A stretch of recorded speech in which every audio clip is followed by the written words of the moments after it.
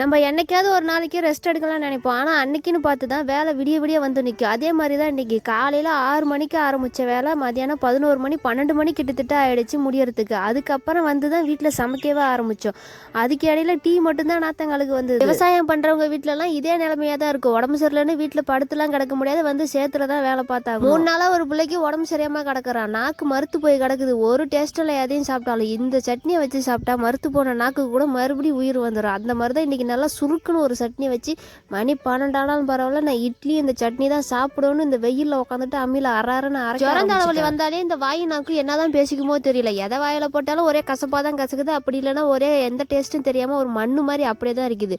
அப்போல்லாம் உங்களுக்குலாம் இருக்குது ஒரு வைத்தியன்னு சொல்லிட்டு தான் இந்த சட்னி அரைக்க ஆரம்பிச்சுட்டேன். நல்லா ஊற வச்சா பட்டை மிளகா, புளி, சின்ன வெங்காயம் 2 கைனா, பூண்டு 1 கை, உப்பு எல்லாத்தையும் வச்சு நல்லா அரைன்னு அரைச்சோம்னா இந்த சட்னிக்கு மெயினாக வந்து நல்லெண்ணெய் தான் ஊற்றி தாளிக்கணும். வேற எந்த எண்ணெயும் ஊற்றக்கூடாது. நல்லெண்ணெய் ஊற்றினா தான் இந்த வரமிளகோட காரத்துக்கும் அந்த எண்ணெய்க்கும் அந்த காரத்தை அடக்கி நல்லா டேஸ்ட்டு சூப்பராக இருக்கும். இந்த சட்னியை இந்த மிஷினில் அரைச்சாதான் டேஸ்ட்டு ரொம்ப ட்ரெடிஷ்னலாக சூப்பராக இருக்கும். மிக்சியில் அரைச்சோம்னா ஒரிஜினல் டேஸ்ட்டு வராது. அதனால் முடிஞ்ச அளவுக்கு அம்மியில் அரைக்கிறதுக்கு ட்ரை பண்ணி அரைச்சி சட்னியை வச்சு எடுத்துக்கிட்டு அம்மியை கழுவின தண்ணியும் இந்த சட்னியில் சேர்த்துக்கணும். அப்போ தான் டேஸ்ட்டாக இருக்கும். இதே மெஷர்மெண்ட்டில் இதே மாதிரி அரைச்சி நீங்களும் சாப்பிடுங்கன்னு நிஜமாக நான் சொல்ல மாட்டேன். ஏன்னா நான் செய்யறது கொஞ்சம் எக்கலை பக்கலையாக தான் இருக்கும். நீங்கள் எப்படி அரைச்சி சமைச்சு சாப்பிடுவீங்களோ அதே மாதிரியே சாப்பிட்டுங்க.